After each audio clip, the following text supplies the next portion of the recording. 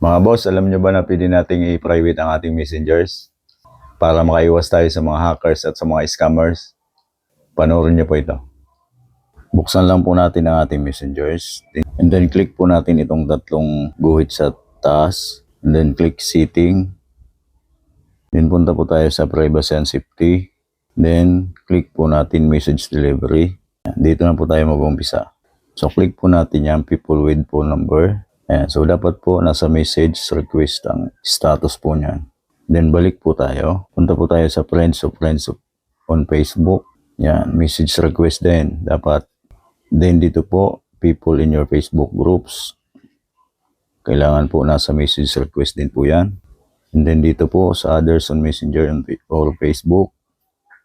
So dapat po ito ay don't receive request. Kasi hindi po natin mga kilalang tao yan. Sa ganun po, makakaiwas po tayo sa mga scammers and hackers na pwedeng mag-attack ng ating account. Ganun lang po kadali.